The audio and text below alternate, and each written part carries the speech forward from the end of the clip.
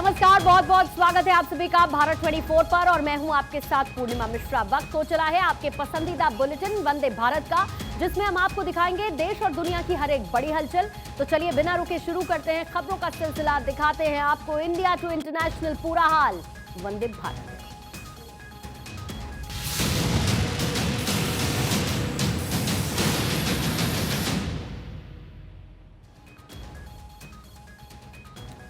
BBC की documentary की screening पर संग्राम छिड़ा हुआ है। इसका पहला एपिसोड 17 जनवरी को रिलीज हुआ था, दूसरा एपिसोड 24 जनवरी को आने वाला था, लेकिन उससे पहले ही सरकार की ओर से एडवाइजरी जारी हो गई।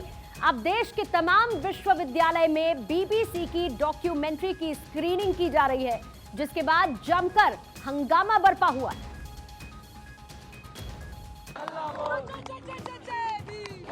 जेएनयू से शुरू हुआ बवाल, अब जामिया भी पहुंच गया है। जेएनयू कैंपस में बीबीसी की डॉक्यूमेंट्री की स्क्रीनिंग और फिर पत्थरबाजी के बाद चंद घंटों के भीतर जामिया में लेफ्ट छात्र संगठन ने स्क्रीनिंग का ऐलान किया। इस ऐलान पर जामिया प्रशासन हरकत में आया। बिना इजाजत के किसी भी तरह के आयोजन पर चेतावनी दी, लेकिन लेफ्ट का छात्र संगठन स्क्रीनिंग पर अड़ा रहा। फिर यूनिवर्सिटी का गेट बंद कर दिया गया। गेट के बाहर पुलिस की तैनाती भी कर दी गई। ना किसी को यूनिवर्सिटी कैंपस में घुसने की इजाजत और ना ही किसी को कैंपस से बाहर आने की। जामिया प्रशासन की स्क्रीनिंग पर रोक लगाने के बाद पुलिस ने 11 छात्रों को हिरासत में भी लिया। एक दिन पहले मंगलवार को जेएनयू में जोरदार हंगामा हुआ। यूनिवर्सिटी प्रशासन के मना करने के बावजूद छात्रों ने स्क्रीनिंग का ऐलान कर रखा था। तय वक्त से पहले कैंपस की बिजली गुल हो गई। फिर छात्र मोबाइल पर डॉक्यूमेंट्री देखने लगे, तब किसी ने पत्थर फेंक दिए। आधी रात को जेएनयू में जमकर बवाल हुआ। बात पुलिस तक पहुंच गई। इससे गुस्साए छात्रों ने वसंत कुंज थाने तक मार्च किया और थाने के बाहर प्रदर्शन किया। जेएनयू में बवाल के बीच लेफ्ट और राइट के छात्र संगठन आमने सामने हैं। जेएनयू छात्र संघ ने आरोप लगाया कि पत्थरबाजी एबीवीपी ने की, तो दूसरी ओर एबीवीपी ने कहा कि लेफ्ट ने बाहर से गुंडे बुलाए थे।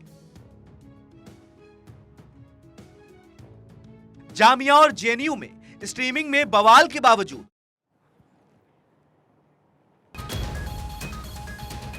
और आइए अब खबरों में आगे बढ़ते हैं। बीबीसी की डॉक्यूमेंट्री, जिसे लेकर सियासत भी दूसरी तरफ खूब हो रही है। कांग्रेस सहित तमाम विपक्षी दल प्रधानमंत्री मोदी को घेरने में जुटे हैं। वहीं इस डॉक्यूमेंट्री को लेकर कांग्रेस के भीतर हंगामा खड़ा हो चुका है।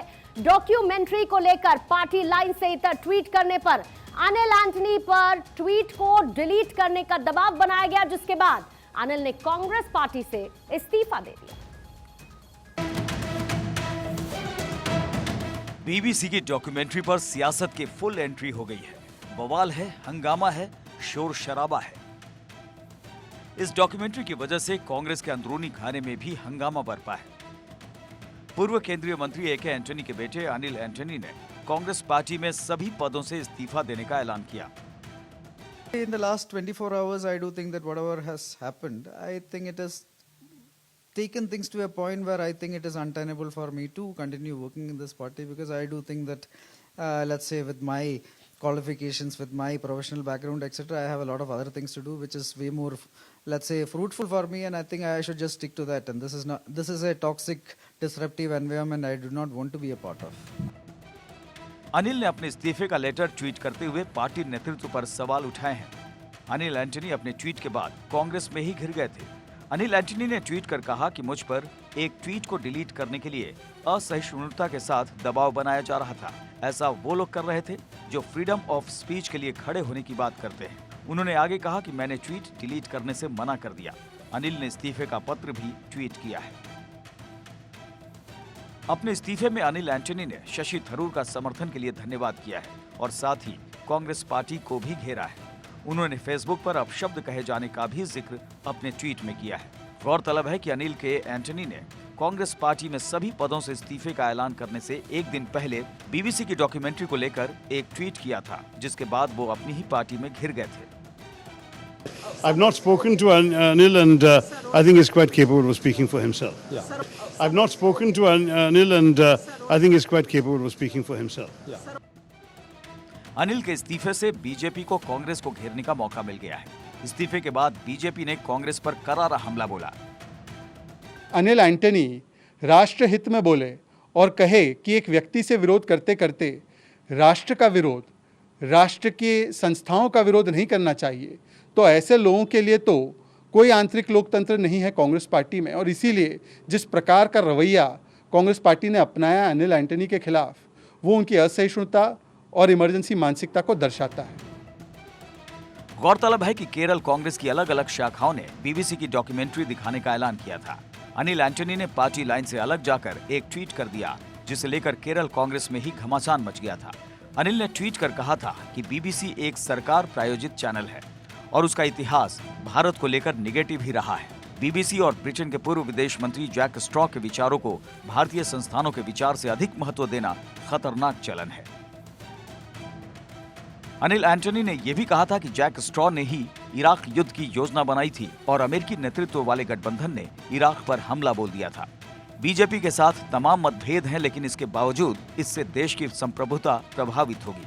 अनिल एंटनी के इस ट्वीट के बाद कांग्रेस में हड़कंप मच गया था। अनिल की ये लाइन राहुल गांधी की लाइन से मैच नहीं खा रही थी। पीएम मोदी को घेरने में जुटी कांग्रेस के नेता अनिल पर यह ट्वीट डिलीट करने के लिए दबाव बना रहे थे, जिसके बाद अनिल एंटनी ने इस्तीफे का ऐलान कर दिया।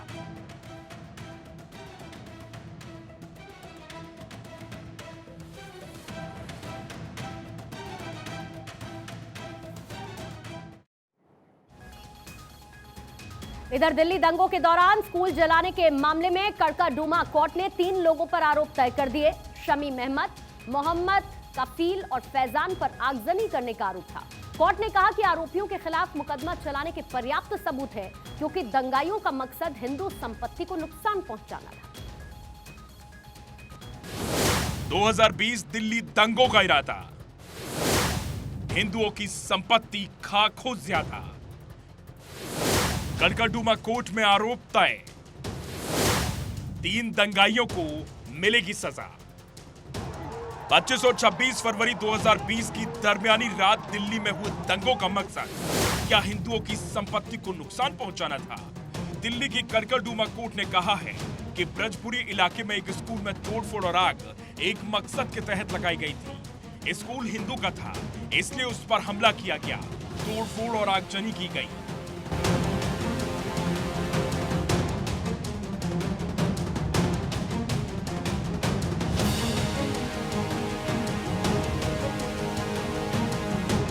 घटना के तकरीबन 3 साल बाद अब कोर्ट ने 3 आरोपियों के खिलाफ आरोप तय कर दिए हैं। कोर्ट ने शमीम अहमद, मोहम्मद कफील और फैजान के खिलाफ आरोप तय किए हैं। कड़काडूमा कोर्ट ने कहा है कि आरोपियों के खिलाफ मुकदमा चलाने के पर्याप्त साक्ष्य हैं। दंगाइयों का उद्देश्य हिंदू संपत्ति को नुकसान पहुंचाना था। कोर्ट के अनुसार हिंदू का स्कूल था, इसलिए उस पर हमला किया गया, साथ ही प्रॉपर्टी भी हिंदू की थी। कोर्ट ने आरोपियों के खिलाफ दंगा करने, गैर कानूनी समूह बनाने, घातक हथियारों का इस्तेमाल करने, चल संपत्ति जलाने और सरकारी आदेश का उल्लंघन करने समेत कई धाराओं के तहत आरोप तय किए हैं। ये पूरा मामला ब्रजपुरी रोड स्थित मॉडर्न पब्लिक स्कूल में तोड़फोड़ और आगजनी से जुड़ा है। तब दंगाइयों ने वहां मौजूद गाड़ियों में भी आग लगा दी थी और उन्हें जला दिया था। पुलिस ने स्कूल प्रिंसिपल समेत कई लोगों की अलग अलग शिकायत कर केस दर्ज किया था। मामले में दिल्ली पुलिस ने आरोपी फैजान को भगोड़ा घोषित किया था। जाहिर है 2020 की सर्दी में दिल्ली जलाने की साजिश के पीछे एक मंशा थी। नफरती गैंग ने हिंदुओं के जान माल को नुकसान पहुंचाने की सुपारी ली थी, जिसका खुलासा कोर्ट ने किया है। इसलिए इंसानियत के इन दुश्मनों को, धर्म के नाम पर मार काट करने वाले इन जाहिलों को इतनी कड़ी सजा मिलेगी, दंगा पीड़ितों को उतना ही सुकून पहुंचेगा। Bureau report, Bharat 24। राजधानी लखनऊ में जिस इमारत को गलत नक्शा होने के चलते 12 साल पहले गिराना था, वही अलाया अपार्टमेंट लखनऊ विकास प्राधिकरण के भ्रष्ट अधिकारियों के चलते खड़ा रहा। लेकिन मंगलवार को जब भ्रष्ट तंत्र से बनी इमारत खुद भरभरा कर गिरी तो 2 महिलाओं की जान चली गई। कई लोग हादसे में घायल हुए। अब सवाल उठता है कि आखिरकार कब भ्रष्टाचार का ऐसा खेल बंद होगा? क्या बेईमान अधिकारियों को ऐसी सजा मिलेगी ताकि आगे कोई ऐसा काम करने की जरूरत न करे?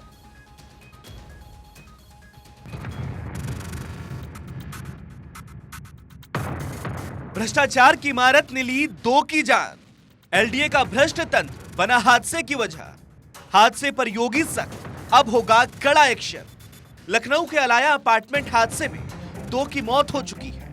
हादसे के 24 घंटे बाद भी रेस्क्यू जारी है। कांग्रेस नेता जीशान हैदर की मां और उनके भाई अब्बास हैदर की पत्नी हैदर ने राहत और बचाव कार्य पर सवाल उठाते हुए कहा कि बिना विशेषज्ञों की मौजूदगी के रेस्क्यू ऑपरेशन किया जा रहा है। लखनऊ में मंगलवार रात यह हादसा हुआ। वजीर हसन रोड पर अचानक 5 मंजिला इमारत भर-भराकर गिर गई। हादसे के वक्त इमारत में 14 से 15 परिवार मौजूद थे। भयावह हादसे के बाद बिल्डिंग के मालिक समाजवादी पार्टी के नेता और पूर्व कैबिनेट मंत्री शाहिद मंसूर के बेटे नवाजिस को हिरासत में लिया गया। बता दें कि अलाया अपार्टमेंट सपा सरकार के पूर्व मंत्री शाहिद मंजूर के बेटे और भतीजे की जमीन पर खड़ा किया गया था। अपार्टमेंट बनाने का काम बदनाम बिल्डर याजदान को दिया गया। इसका एग्रीमेंट पूर्व मंत्री के बेटे और भतीजे ने बिल्डर फहद यजदानी के नाम से किया था। इसके बाद दोनों में फ्लैट बांटे गए। हादसे के बाद से ही मुख्यमंत्री योगी मामले पर पल पल की जानकारी लेते रहे। साथ ही सीएम योगी ने अब हादसे की जांच के लिए joint police commissioner Piyush Mordia की अगुवाई में 3 सदस्यीय जांच समिति का गठन किया है। यह कमेटी हादसे के लिए जिम्मेदार लोगों की पहचान कर 1 सप्ताह के भीतर अपनी रिपोर्ट सौंपेगी। कल दिनांक 24 तारीख को जो करीब 6:45 बजे यहाँ बिल्डिंग कोलैप्स हुआ है, उस घटना के परिप्रेक्ष्य में थाना हजरतगंज पर एक अभियोग पंजीकृत किया गया है। 35 क्राइम नंबर है, जिसमें 323, 308, 420, 120B और 7 क्रिमिनल लॉ अमेंडमेंट एक्ट का अभियोग 3 नामजद अभियुक्तों के विरुद्ध कायम हुआ है। इन तीनों अभियुक्तों में से नवाजिश शाहिद जो है उनकी गिरफ्तारी की गई है। अन्य 2 अभियुक्तों की तलाश जारी है। हादसे से जुड़ी एक बड़ी खबर सामने भी आई। अलाया अपार्टमेंट का नक्शा निरस्त होने के चलते साल 2010 में गिराने का आदेश दिया गया था, लेकिन 12 साल 5 महीने से इस आदेश को एलडीए के अधिकारी दबाए बैठे थे। अगर समय से बिल्डिंग को गिरा दिया जाता तो एलडीए के भ्रष्ट तंत्र की वजह से यह भयावह हादसा नहीं होता। Bureau report, Bharat 24।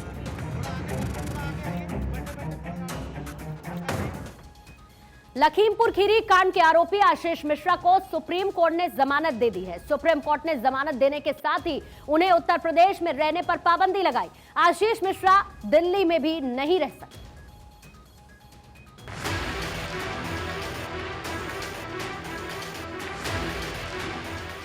उत्तर प्रदेश के लखीमपुर खीरी कांड में मुख्य आरोपी आशीष मिश्रा मोनू को सुप्रीम कोर्ट ने बड़ी राहत दी है।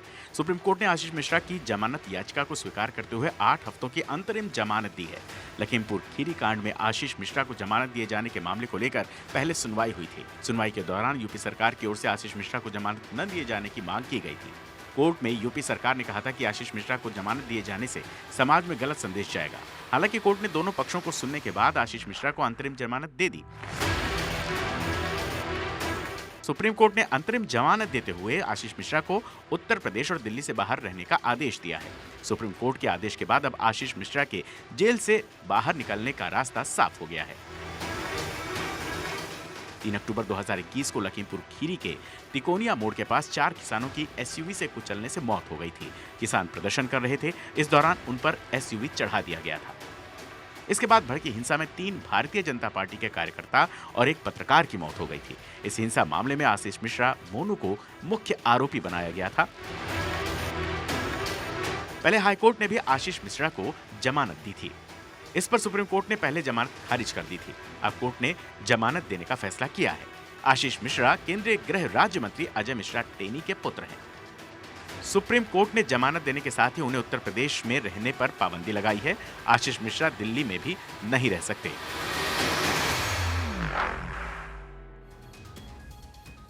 तो खबर यह है कि आशीष मिश्रा को कोर्ट ने सशर्त जमानत दे दी है, लेकिन शर्तें क्या हैं? आइए जल्दी से उसकी जानकारी आपको दे देते हैं। सबसे पहले आशीष मिश्रा कहां है, लोकेशन की जानकारी देनी अनिवार्य है। यह पहली और महत्वपूर्ण शर्त जमानत की आशीष मिश्रा के लिए। लखीमपुर खीरी संबंधित पक्षों से दूर रहने का निर्देश दिया गया है ताकि किसी भी तरीके से विटनेस को मैनिपुलेट ना कर पाए आशीष मिश्रा। गवाहों को प्रभावित करने की कोशिश करने पर सख्त से सख्त कार्रवाई होगी, बेल कैंसिल। ये एक सबसे बड़ी कार्रवाई। ट्रायल में देरी करने पर जमानत रद्द होगी। अगर ट्रायल डिले होता है तो जमानत रद्द हो जाएगी। दिल्ली एनसीआर और उत्तर प्रदेश में आशीष मिश्रा के रहने पर पाबंदी है, यानी कि आशीष मिश्रा को दिल्ली एनसीआर छोड़ना होगा। यह एक महत्वपूर्ण शर्त है जमानत को लेकर। गणतंत्र दिवस समारोह में इस बार बतौर चीफ गेस्ट मिस्र के राष्ट्रपति अल सीसी होंगे, जो भारत आ चुके हैं, और उनकी प्रधानमंत्री मोदी और राष्ट्रपति द्रौपदी मुर्मू के साथ राष्ट्रपति भवन में मुलाकात हुई।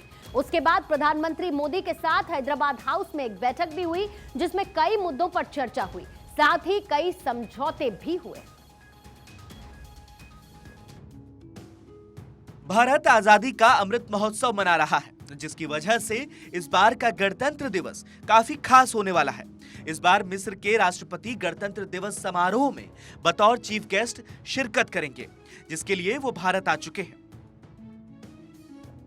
मिस्र के राष्ट्रपति अब्देल फतेह अल सीसी सुबह राजभवन पहुंचे, जहां उनकी मुलाकात पीएम मोदी और राष्ट्रपति द्रौपदी मुर्मू से हुई। राष्ट्रपति द्रौपदी मुर्मू के सामने अल सीसी को गार्ड ऑफ ऑनर दिया गया। इस मुलाकात से पहले अब्देल फतेह ने राजघाट जाकर गांधी जी को श्रद्धांजलि अर्पित की। अब्देल फतेह अल सीसी ने कहा कि भारत के 74वें गणतंत्र दिवस पर चीफ गेस्ट बनना उनके लिए सौभाग्य की बात है। इजिप्ट के राष्ट्रपति की पीएम मोदी के साथ द्विपक्षीय मुद्दे पर हैदराबाद हाउस में भी मुलाकात हुई, जहां दोनों नेताओं के बीच कई मुद्दों पर चर्चा हुई। इस बैठक में मिस्र के राष्ट्रपति सीसी के साथ आए उच्च स्तरीय प्रतिनिधि मंडल ने भी हिस्सा लिया, जिसमें 5 मंत्री और सीनियर अधिकारी शामिल हैं। बैठक में दोनों देशों ने रक्षा उद्योगों के बीच सहयोग को और मजबूत करने और काउंटर टेररिज्म से जुड़ी सूचना और इंटेलिजेंस का आदान प्रदान बढ़ाने का निर्णय लिया। साथ ही राजनीतिक, सुरक्षा, आर्थिक और वैज्ञानिक क्षेत्रों में सहयोग बढ़ाने पर सहमति बनी है। बैठक के बाद पीएम मोदी और राष्ट्रपति सीसी ने साझा बयान जारी किया। पीएम ने कहा कि भारत और मिस्र विश्व की सबसे पुरानी सभ्यताओं में से हैं और दोनों के बीच कई हजारों साल का रिश्ता रहा है। 4000 साल से भी पहले गुजरात के लोथल पोर्ट के जरिए भारत मिस्र के साथ व्यापार होता था।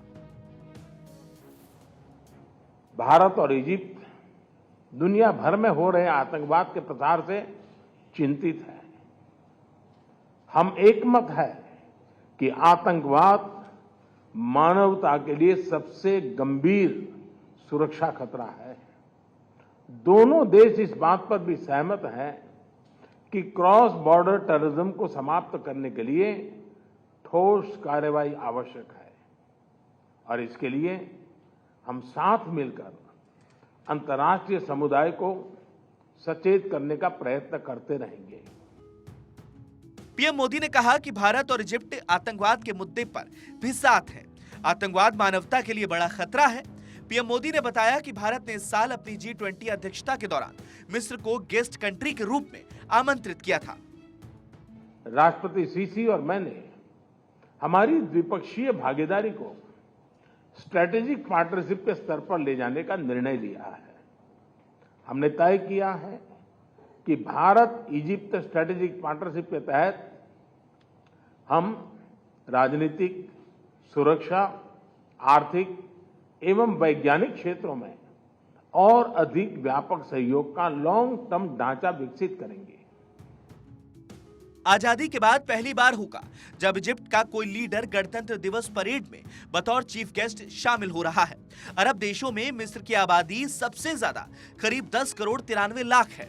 इस्लामिक देशों के संगठन में इजिप्ट आतंकवाद और कट्टरता के खिलाफ सबसे बड़ी आवाज है। भारत और इजिप्ट के बीच डिप्लोमेटिक रिलेशन स्टैब्लिश हुए 75 साल हो चुके हैं।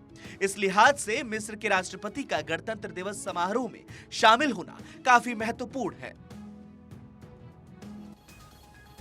भारत सरकार मेक इन इंडिया को बढ़ावा दे रही है और हर क्षेत्र में आत्मनिर्भर बनने में जुटी हुई है।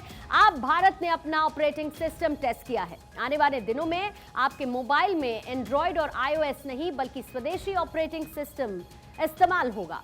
भारत ने स्वदेशी BHAR ऑपरेटिंग सिस्टम तैयार किया है और इसकी सबसे खास बात यह है कि इसमें कोई डिफॉल्ट ऐप नहीं मिलते।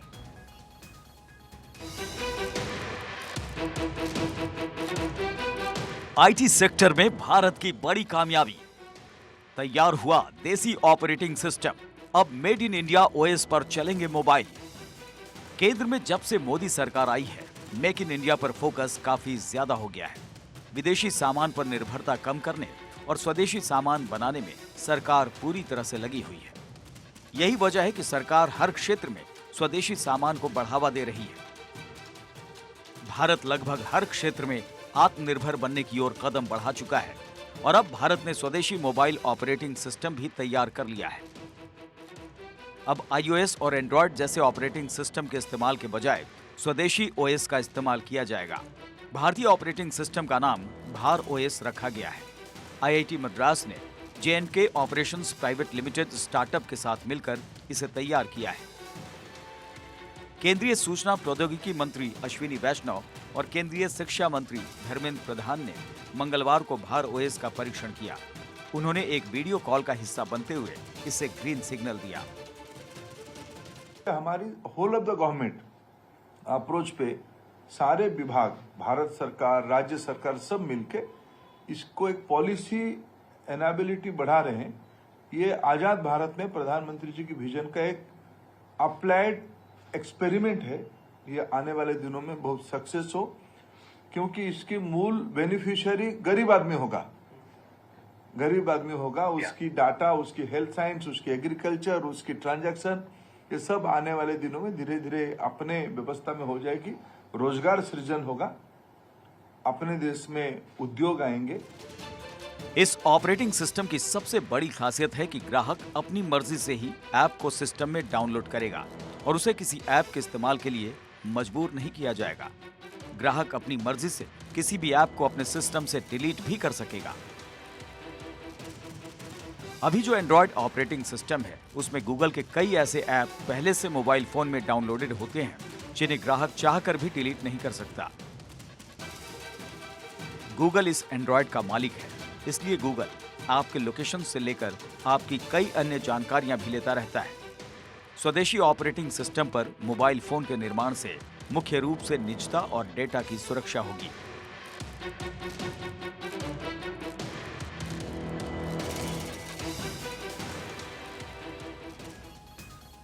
तो कल का दिन बेहद खास है, लेकिन गणतंत्र दिवस की पूर्व संध्या पर देश भर में सरकारी इमारतें सज चुकी हैं। तिरंगे रंग में इमारतें मन को भा रही हैं। आइए कुछ तस्वीरें आपको दिखाते हैं, जिसमें सबसे पहली तस्वीर इस वक्त आप देख रहे हैं जोधपुर रेलवे स्टेशन की।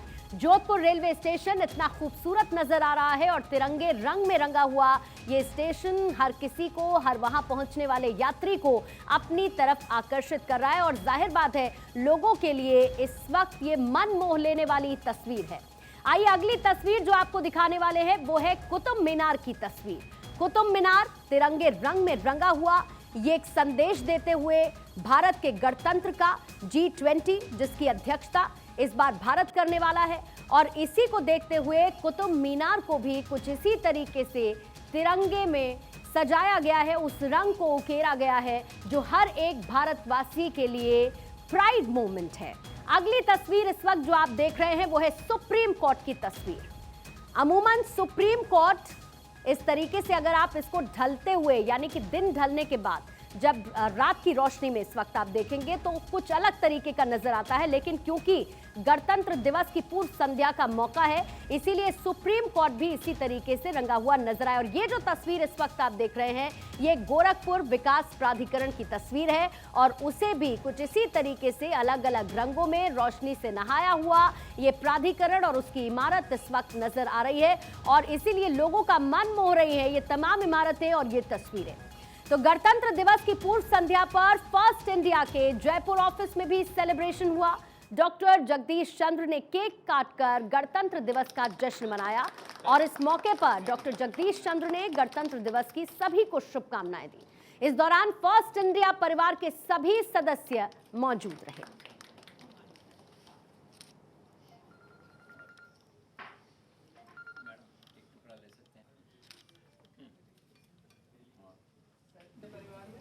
रिपब्लिक डे के इस अवसर पे आप सबको हार्दिक शुभकामनाएं, बधाई। आपने ठीक कहा कि रिपब्लिक डे संविधान की स्थापना का दिवस है। हमारा संविधान सुपरहिट है, सक्सेस है, तीनों अंग सफलतापूर्वक कार्य कर रहे हैं। सबसे खुशी की बात यह है कि आज हमारा राष्ट्र इस रिपब्लिक डे पे एक ग्लोबल राष्ट्र बन चुका है। प्रधानमंत्री के नेतृत्व में हमारी जो संसार में छवि बनी है, धाक बनी है, उसमें हम सबको गर्व है। मैं एक बार फिर से रिपब्लिक डे की इस पूर्व संध्या पे आप सबको हार्दिक बधाई और शुभकामनाएं देता हूं। Best of luck. Doctor Jagdish Chandra Mumbai की यात्रा पर हैं, जहां पर उन्होंने भारत 24 की टीम के साथ मीटिंग की है। बांद्रा के होटल ताज लैंड्स एंड में हुई मीटिंग में मुंबई एडिटर संदीप शुक्ला भी मौजूद रहे। पिछले दिनों भारत 24 की मुंबई टीम ने शानदार काम किया, जिसे लेकर डॉक्टर जगदीश चंद्र ने टीम का हौसला बढ़ाया। तुनिशा की खुदकुशी की खबर हो या फिर दाऊद इब्राहिम की दूसरी शादी की, इन बड़ी खबरों को सबसे पहले भारत 24 ने प्रसारित किया था। साथ ही अरुण गवली के बेटे की शादी की एक्सक्लूसिव कवरेज भी भारत 24 ने की थी।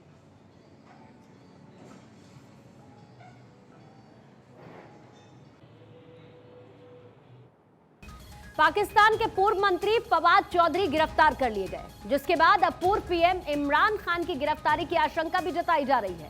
इसके चलते अब इमरान खान के बाहर बड़ी संख्या में कार्यकर्ता मौजूद हैं, ताकि इमरान खान की गिरफ्तारी हो न सके। पाकिस्तान के पूर्व पीएम इमरान खान के करीबी माने जाने वाले पूर्व मंत्री फवाद चौधरी की गिरफ्तारी कर ली गई है, जिसकी पुष्टि इस्लामाबाद पुलिस ने कर दी। जानकारी के मुताबिक चुनाव आयोग के सचिव उमर हमीद की शिकायत पर फवाद चौधरी की गिरफ्तारी हुई है। उनके खिलाफ इस्लामाबाद के कोहसर थाने में एफआईआर दर्ज कराई गई थी। पीटीआई नेताओं ने फवाद को गिरफ्तार कर पुलिस वाहन से ले जाने वाले वीडियो भी शेयर की और इसे शहबाज सरकार का पागलपन बताया है। फवाद चौधरी की गिरफ्तारी के बाद इमरान खान के घर के बाहर बड़ी संख्या में उनके समर्थकों की भीड़ उमड़ पड़ी। इमरान के समर्थकों को आशंका है कि अब इमरान खान की गिरफ्तारी हो सकती है। फवाद चौधरी की गिरफ्तारी ऐसे समय में हुई है जब पाकिस्तान के पूर्व पीएम इमरान खान की गिरफ्तारी की अटकलें लगाई जा रही थी। फवाद चौधरी ने भी दावा किया कि शहबाज सरकार इमरान खान की गिरफ्तारी की योजना बना रही है। फवाद चौधरी की गिरफ्तारी और इमरान खान की गिरफ्तारी की आशंका के बीच पीटीआई के नेताओं ने शहबाज शरीफ के खिलाफ मोर्चा खोल दिया।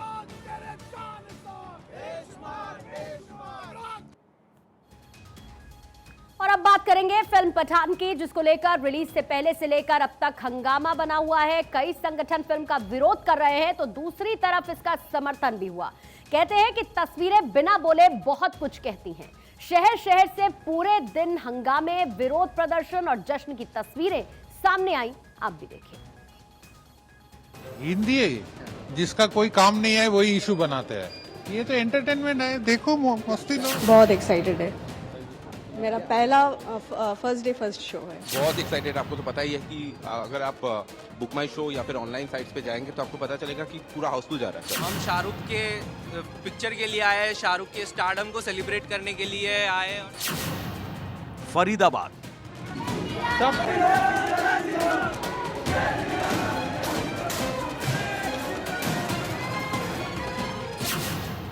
राजकोट,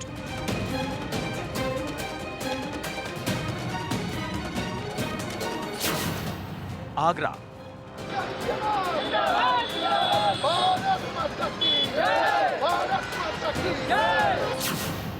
पटना, अनिल मुर्दाबाद, शाहरुख खान मुर्दाबाद,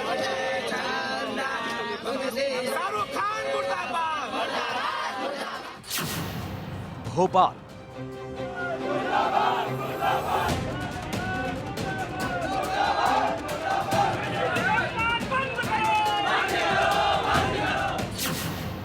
जबलपुर,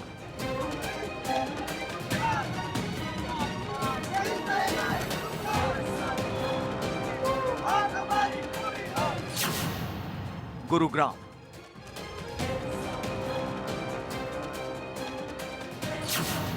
पालघर, तो विरोध प्रदर्शन के बीच पठान की बम्पर ओपनिंग रही है। कई शहरों में पठान हाउसफुल रही, लोगों ने जमकर जश्न मनाया, लेकिन कई जगह भारी विरोध की वजह से शो को रद्द भी करना पड़ा। लेकिन आज आई तस्वीरों को देखकर लगता है कि अभी फिल्म को लेकर जारी एक घमासान थमने वाला नहीं है। लोग देखिए, मजा आएगा, पैसा वसूल है। The king is gem of the industry. मैं इतना ही बोलूंगा, he is the gem, he is the heera. गली गली में हीरा है, गली गली में हीरा है तो शाहरुख खान हीरा है।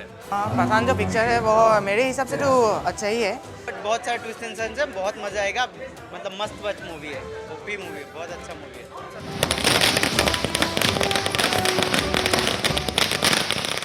सिनेमा कभी जज्बातों के अल्फाज बने, कभी दिल की आवाज बने। फिल्मों ने कभी किसी को जुबान दी, कभी जुल्म के खिलाफ तान दी। लेकिन फिल्म पठान को लेकर विवादों का वो बखेड़ा शुरू हुआ जो अब तक जारी है। कहीं विरोध की आवाज है तो कहीं समर्थन की। पहली बात तो बहुत ही खुशी का दिन है हमारे लिए, हम पठान डे कह सकते हैं इसको, कि 4 साल के बाद किंग खान का कमबैक हुआ है। और स्पेशली हम इतने एक्साइटेड थे, पिछले बार कोविड था, सब था, तो अब खुल के हम मूवीज़ अच्छे से देख सकते हैं, हम सेलिब्रेट कर सकते हैं, क्योंकि शाहरुख खान की मूवी जब आती है वो फेस्टिवल जैसा सेलिब्रेशन होता है। बहुत ज़्यादा, इतना जोश है कि क्या ही बोलें, 4 साल के बाद आए सर। हम लोग तो बहुत ज़्यादा प्राउड फील कर रहे हैं अभी, क्योंकि हम लोग के पूरे फ्रेंड सर्किल यहाँ पे आए हुए हैं। एक तरह से शाहरुख खान का पूरा फैंडम जो है यहाँ पे है, लेकिन सर कंट्रोवर्सी की जो बात जहाँ तक है वो रही नहीं है। शाहरुख खान के फैंस आज खुशी से झूम उठे। पटना में प्रशंसकों ने केक काटा। ये शाहरुख खान की पठान मूवी का आज की मूवी रिलीज डेट जो है वो न्यूमिस्मेटिक के अंदर है। अच्छा। और मेरे पास शाहरुख खान की सारी मूवीज की डेट है और साथ में शाहरुख खान के बर्थडे की सारी डेट है। अच्छा, तो क्या है ये, क्या क्रेज है आपका ये, कब से अब ये सब कर रहे हैं? ये मैं पिछले 5 साल से कर रहा हूँ और शाहरुख खान का फैन मैं पिछले 30 साल से हूँ। तो 1994 से मैं शाहरुख खान का फैन हूँ। तो वहीं माया नगरी मुंबई में फिल्म को हिट कराने के लिए फैंस ने एड़ी चोटी का जोर लगा दिया। कोई ढोल बजाकर फिल्म का प्रमोशन कर रहा था तो बांद्रा थिएटर के बाहर लोग फ्री में फिल्म के टिकट बांटते दिखे। शाहरुख खान की वो फिल्म आज दिखाने की जो उनकी कोशिश थी कि इस फिल्म को लेकर लोगों में बड़ा उत्साह है और उनके प्रशंसक जो है थिएटरों पर पहुंच रहे हैं, लेकिन उसके बावजूद शाहरुख डरे हुए थे कि अगर वो आज का दिन उनका फ्लॉप होता है तो निश्चित तौर पर उसका परिणाम इस फिल्म पर आने वाले दिनों पर पड़ेगा। कोलकाता में प्रशंसकों की भारी भीड़ देखने को मिली। सुबह से ही फैंस का जमावड़ा सिनेमा घरों के बाहर देखने को मिला। मुझे बहुत एक्साइटमेंट है और मैं बहुत ही खुश हूँ कि इतना सालों बाद शाहरुख खान की मूवी आ रही है। I am so excited to see this movie and I am so excited to see Shahrukh Khan on big screen. बिल्कुल एक्साइटमेंट तो बहुत ज़्यादा है शाहरुख के जितने फैंस हैं ऑल ओवर, बिकॉज ये 5 साल बाद शाहरुख वापसी कर रहे हैं बिग स्क्रीन में। बहुत एक्साइटेड है शाहरुख खान की मूवी देखने के लिए, बिकॉज पठान आ रही है और इतने सालों बाद शाहरुख आ रहे हैं, तो हमने फर्स्ट डे फर्स्ट शो लिया है। श्रीनगर में भी शाहरुख की फिल्म को जबरदस्त रिस्पांस मिला। लोगों ने फिल्म की जमकर तारीफ की। लेकिन ऐसा नहीं है कि शाहरुख के लिए पठान रिलीज का दिन ठीक रहा। शाहरुख को विरोध का भी सामना करना पड़ा। फरीदाबाद में बजरंग दल के कार्यकर्ता पीवीआर में घुस गए और जमकर तोड़फोड़ की। कुछ ऐसी ही तस्वीरें आगरा से भी सामने आई, जहां हिंदू संगठन के लोगों ने पठान का जमकर विरोध किया। पटना से भी आई तस्वीरों से शाहरुख खान खुश नहीं होंगे। पटना में पठान का विरोध देखने को मिला। इधर जयपुर में आज बीजेपी के राष्ट्रीय अध्यक्ष जेपी नड्डा के छोटे बेटे हरीश की शादी है। शादी समारोह में पार्टी की पूर्व सीएम वसुंधरा राजे और सांसद दुष्यंत सिंह, रामचरण बोहरा शिरकत कर रहे हैं। साथ ही ओम प्रकाश माथुर, राजेंद्र राठौर और घनश्याम तिवारी भी शादी समारोह में पहुंचे।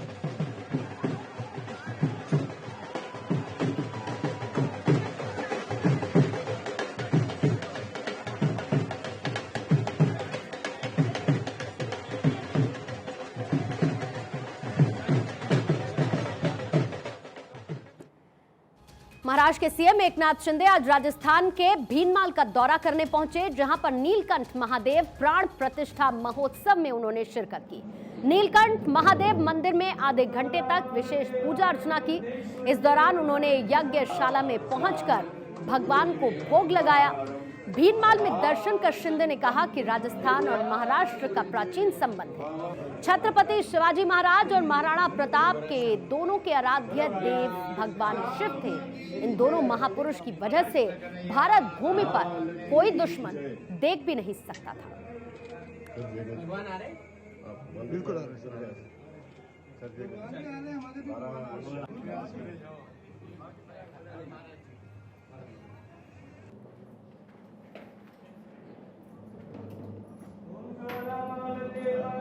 देश